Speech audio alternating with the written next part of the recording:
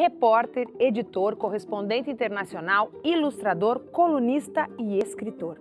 Enfim, essas são apenas algumas das inúmeras faces de Josué Guimarães, um dos jornalistas mais influentes do Rio Grande do Sul, que se descobriu um notável contador de histórias. E que histórias! Camilo Mortágua, Tambores Silenciosos, Dona Anja, a trilogia Ferro e Fogo. Livros retrato de uma sociedade da qual ele era um observador incansável. São 30 anos de ausência desse jornalista e escritor. 30 anos de uma falta física que não se apaga. Porém, a presença é sentida a cada palavra de suas obras lidas e relidas. Seja bem-vindo à Universidade Aberta.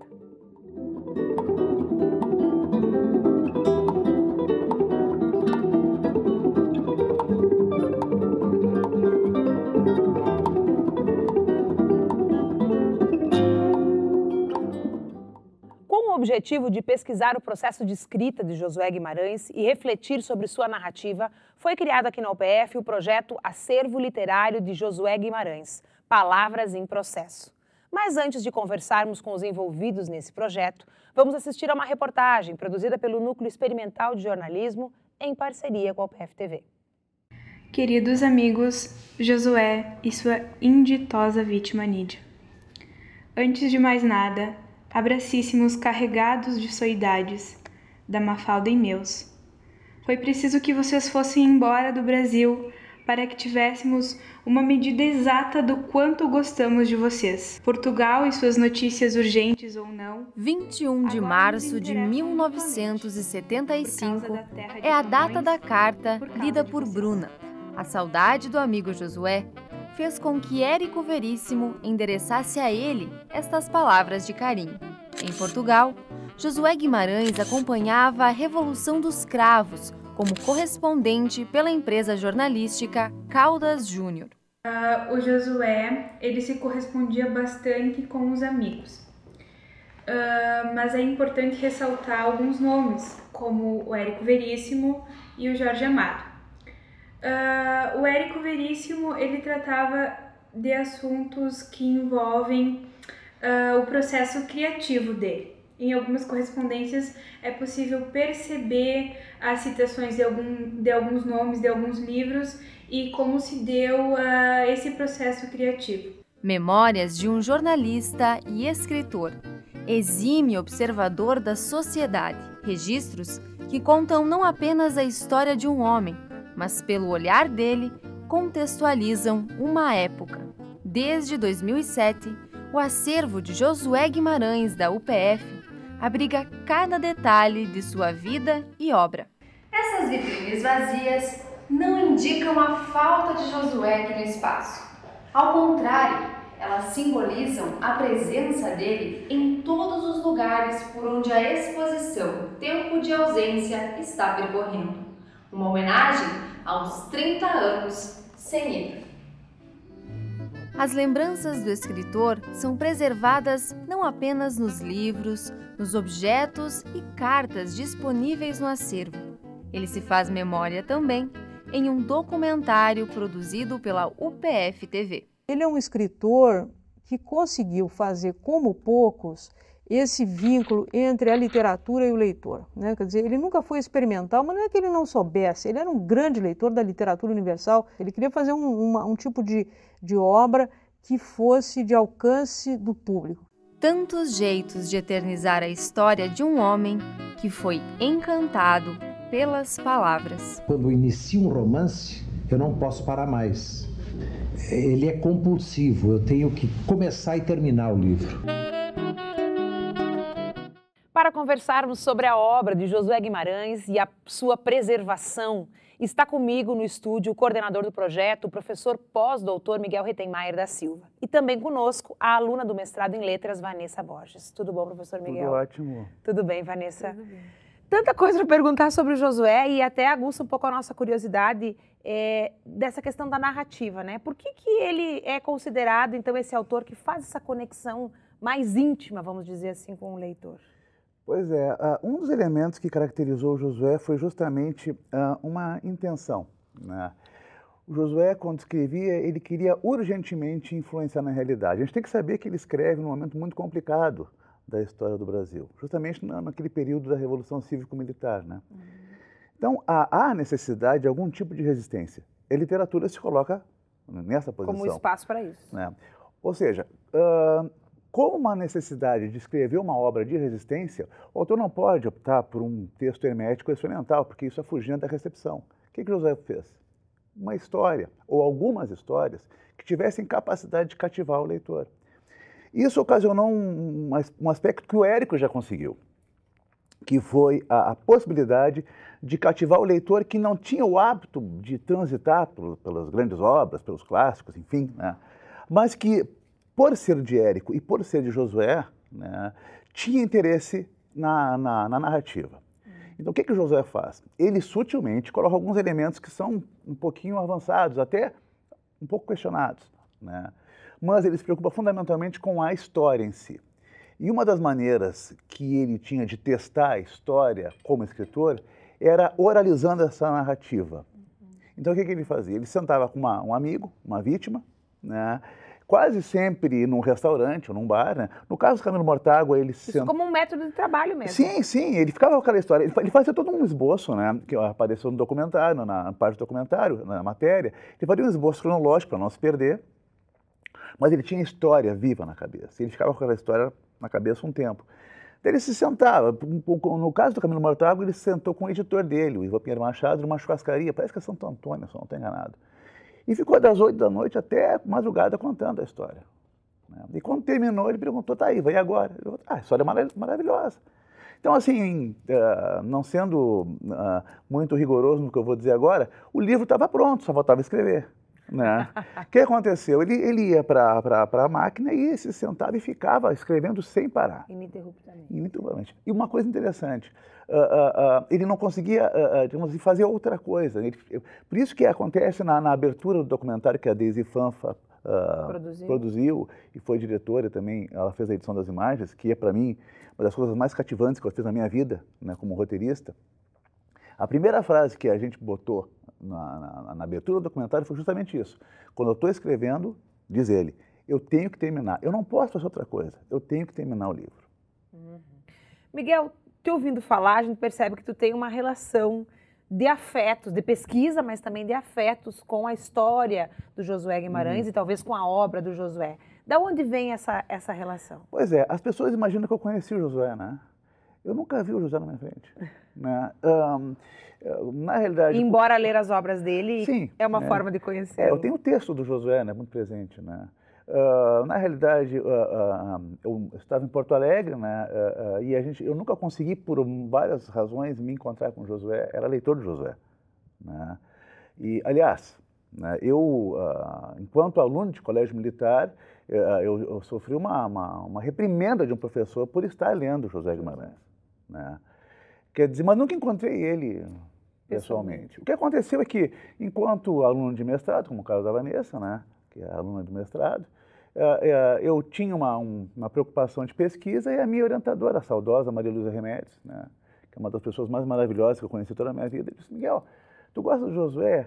O acervo está chegando, naquele momento estava chegando o acervo para a PUC. Isso foi em 90 e alguma coisa, 98, talvez, não, 94, por aí. Não é bom falar em tempo, que daí a gente fica mais velho, mas tudo bem. Não, assim, mas foi 90 e alguma coisa, ela disse, quem sabe tu gosta do Josué? Está chegando o acervo, quem sabe tu não começa a organizar esse acervo? Eu estou fazendo isso já há muitas décadas.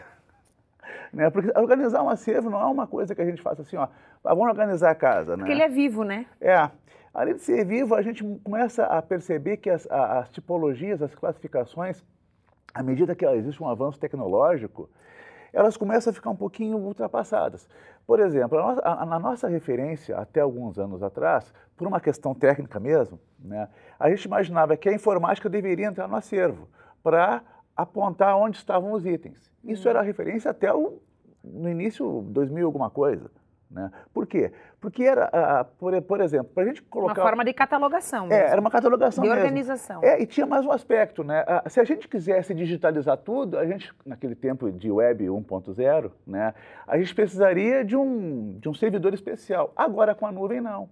Então, qual é a nossa visão agora? Em lugar de colocar o computador dentro do acervo, a gente pretende colocar o acervo no computador. E o que vai acontecer? Uma pessoa onde ela estiver, ela vai poder pesquisar o acervo, ela vai ter acesso aos originais e tal. Isso tem mais uma coisa. A gente que trabalha com papel velho, né, e sabe que esse papel velho, ele vai... Tem um valor... E tem um valor, e ele vai acabando a cada vez que a gente... É engraçado quando manuseia, né? porque quando a gente está trabalhando com os livros do José, os livros não que ele escreveu, os livros dele, porque parte da biblioteca dele está conosco, né? Então a gente vai folheando assim, a gente percebe assim, na ponta do livro, um amarelo mais forte, né? Ninguém sabe o que é isso. Isso é saliva. Olha que né? Então é alguém que botou... Que vai, claro, contaminar. E é papel velho, isso vai acabar. Então a gente tem que fazer o seguinte, o quanto antes digitalizar tudo isso e o quanto antes parar de mexer nisso. Trabalhar apenas com a cópia... digitalizada. Vanessa, qual é a tua relação com o acervo do Josué e com a obra do Josué? É minha filha adotiva. Então, eu entrei então no acervo em razão do curso de mestrado, né? Então eu estou escrevendo a minha dissertação sobre um período anterior do Josué Guimarães, do autor publicado, né? Esse é um Josué Guimarães que ele era jornalista e um fato que poucas pessoas conhecem é que ele foi vereador também da cidade de Porto Alegre. Isso do ano de 52 ao ano de 55. Ele foi eleito em 51, então, pelo Partido Trabalhista Brasileiro, o PTB. E esse partido que contava na sua composição, naquela época, com Getúlio Vargas, Leonel Brizola. Então, naquele momento da história, então, rio-grandense e brasileira, né, esse era um partido, na época, relevante, né? E o que é importante, então, nesse período de 52 a 55, é que nós temos a morte de Getúlio Vargas em 54, em agosto de 54. Que tinha provavelmente alguma relação com Josué? Toda relação, toda relação. E em abril de 54, também nós temos o Josué Guimarães, ele então se desfilia do Partido Trabalhista Brasileiro e se afilia no Partido Socialista Brasileiro, no PSB. Um movimento natural de quase todas as pessoas, né, ligadas a esse núcleo. É que teve um probleminha, né? É que o Josué foi para a China e para a Rússia, né? E voltou muito encantado. A gente tem que perceber que naquele momento da história, né, nós temos um regime democrático, né, que não tem como costume implementar algum tipo de censura frontal, mas não interessava para o Getúlio que alguém apontasse uma alternativa além da getulista. Né? O que o Josué faz? Começa a apontar para a União Soviética e dizer, olha lá, está lá o futuro. Né? Reza a lenda, isso a gente não tem, a gente tem muita gente falando sobre isso, que ia num jantar no Catete, né? Possivelmente estava também Brizola, alguém pergunta para o Josué, como é que foi a tua viagem? E ele começa a elogiar muito toda a estrutura social na União Soviética, toda a igualdade que havia em termos de acesso a conhecimento, acesso a bens, né? Culturais. Isso, todo o conforto material que havia ali e tal. E ele começa a falar sobre tudo aquilo, ele começa a perceber que as pessoas todas vão baixando a cabeça. Né? E quando ele se depara, isso reza a lenda, a gente não sabe, isso são as coisas que chegam para a gente. São né? as histórias. São as histórias, né? Quando ele se depara, estava apenas uma pessoa encarando, que era o próprio presidente da República. E ao final, numa das salas reservadas, o Getúlio teria, né? Outras pessoas dizem que foi para Brizola, a gente não sabe, né? Teria aconselhado a não publicar o livro. Esse livro não foi publicado, o Josué, ele engavetou o livro foi datilografado. E é esse livro com o qual tu está trabalhando? Não, esse é um livro que tem uma relação, porque o Josué sai do partido por causa dessa briga também, porque de alguma maneira foi censurado pelo partido. E Vanessa, o que te chama a atenção nesse cenário? Então, o que chama a atenção é poder, então, ver no discurso do Josué Guimarães na Câmara de Vereadores essa polarização que estava ocorrendo na política nesse período específico histórico, né? Então, poder ver pelo discurso do Josué e dos outros vereadores na Câmara, poder perceber regularidades, o que podia, o que devia ser dito naquele momento. Olha que bacana, quer dizer, as muitas faces de Josué, né? Nós vamos fazer um rápido intervalo e voltamos já já.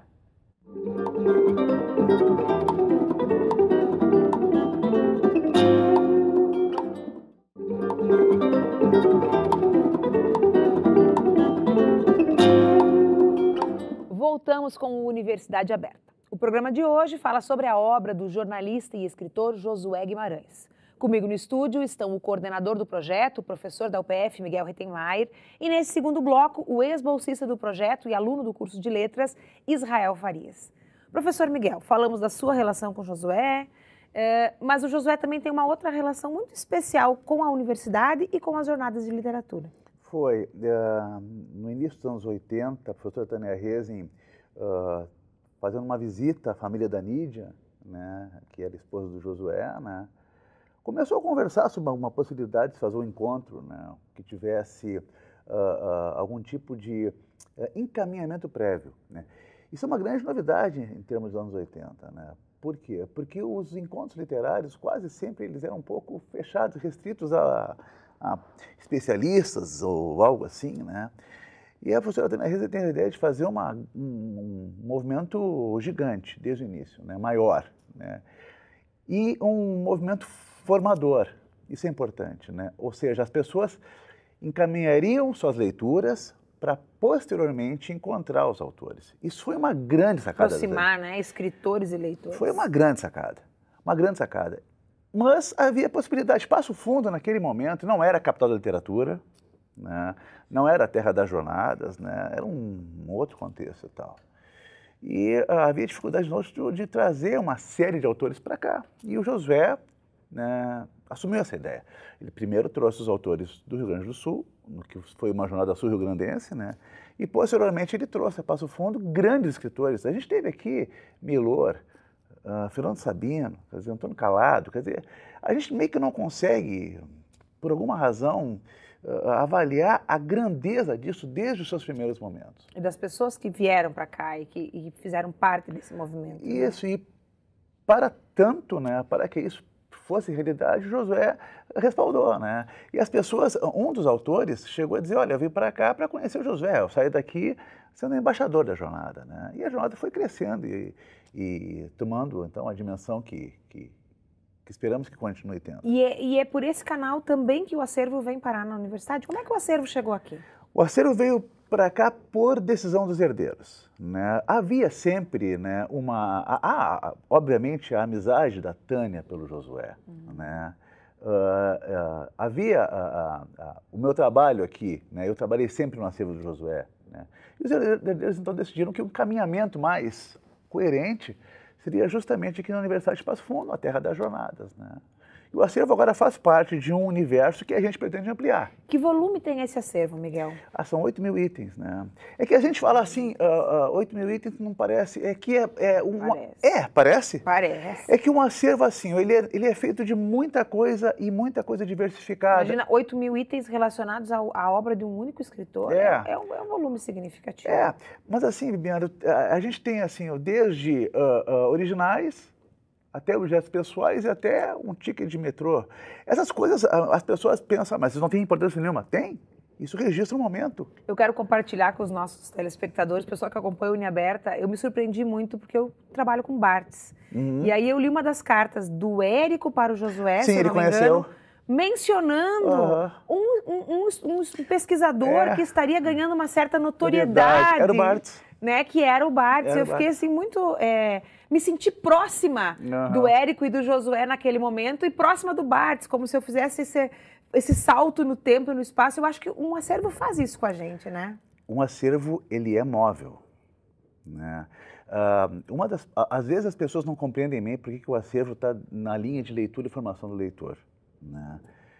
Quem movimenta o acervo, quem associa as pontas, quem linka naquela diversidade toda, é o leitor. Né? Existe o leitor do livro impresso, né? Existe o leitor da obra pronta. Nós, né, as pessoas que trabalham no acervo, nós trabalhamos com paratextos, datiloscritos, trabalhamos com textos ainda que não têm, que ainda fazem parte da intimidade do autor.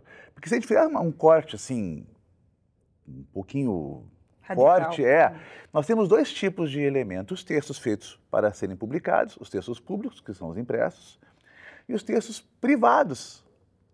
Esses estão no acervo. Então, é uma grande responsabilidade. Que agora se tornam públicos, né? Sim, com todo o cuidado do mundo, né? Isso é uma coisa que é interessante que a gente fale. Nada que a gente faz em termos de manuscrito, nada que a gente faz em termos de correspondência, apareceu a Bruna falando sobre a correspondência, nada disso é feito sem autorização prévia dos herdeiros, né? Tudo que a gente faz, embora a Adriana Guimarães seja uma pessoa espetacular, que nos dá completa liberdade, a gente não faz nada sem que exista algum tipo de autorização, né? Nesse momento, por exemplo, nós fizemos uma exposição do Josué. Que está circulando pelo Estado. Isso, né? Ela esteve em Passo Fundo, começou no Centro de Convivência, no mês de março, que é justamente, né, o aniversário, se a gente pode chamar assim, do desaparecimento do Josué. Posteriormente, ele foi para o shopping no centro da cidade, foi para Porto Alegre, na Assembleia Legislativa, onde o Josué foi autor homenageado na Semana Farroupilha, né? E agora está em Canela, na terra justamente que ele escolheu para escrever, que viveu até um pouco, e hoje em dia os herdeiros, a herdeira principalmente, a Adriana, mora, né?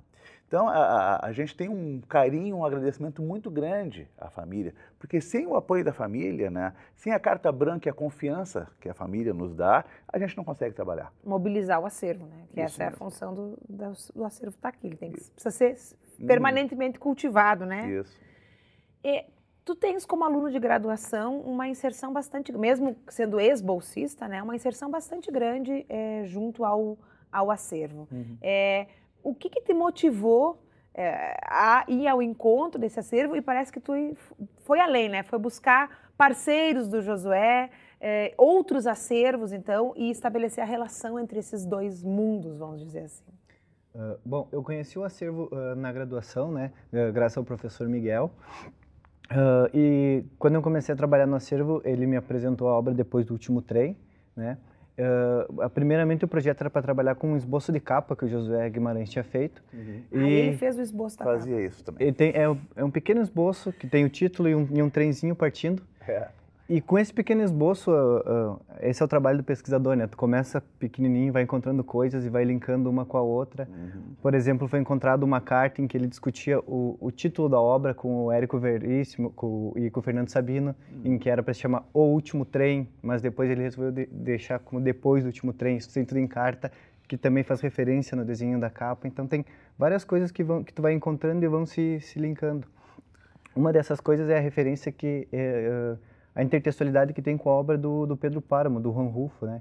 Que as duas obras, elas dialogam através do sobrenatural e das denúncias políticas da época, né? Do México, isso, né? Isso, do México.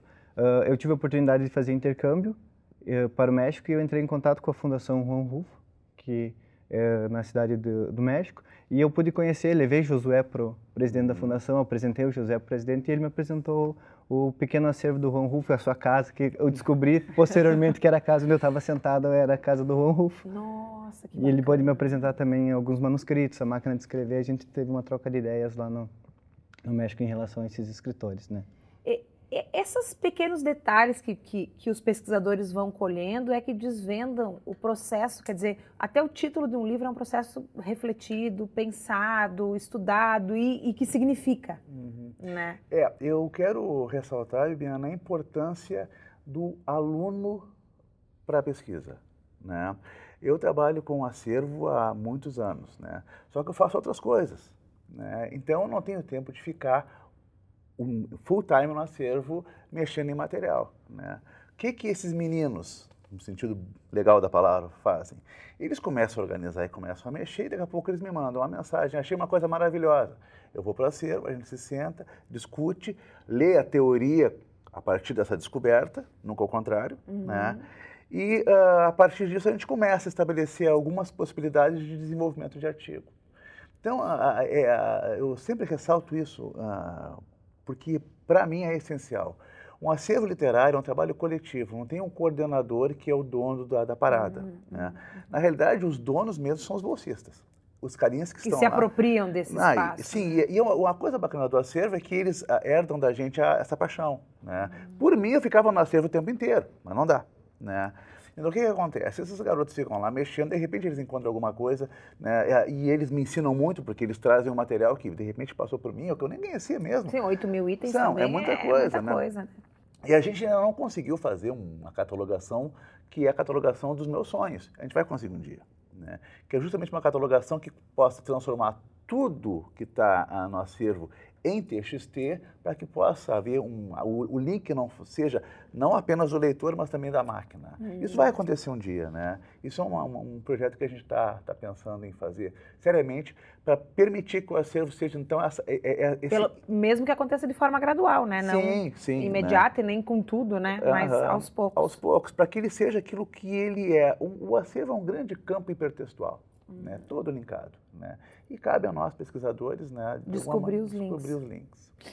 Gente, infelizmente o Uniaberta terminou. Eu teria outras perguntas, tinha combinado no intervalo com o Miguel para falar sobre a faceta jornalista do Josué, mas isso vai ter que ficar para um outro programa daqui a algum tempo, que a gente vai trazer de volta o Miguel, os bolsistas do acervo, os ex-bolsistas do acervo, né, para continuar falando do Josué e dessa preciosidade que nós temos aqui dentro da universidade e que você pode se organizar, ligar aqui, agendar e programar para vir conhecer e visitar. Tá certo? Bom, estes e outros programas estão disponíveis em nosso canal do YouTube ou pelo site nextjor.com.br. Quero agradecer a presença dos nossos convidados. Valeu. E dizer que nós voltamos na semana que vem com um outro projeto ou pesquisa realizado aqui na Universidade de Passo Fundo. Até lá!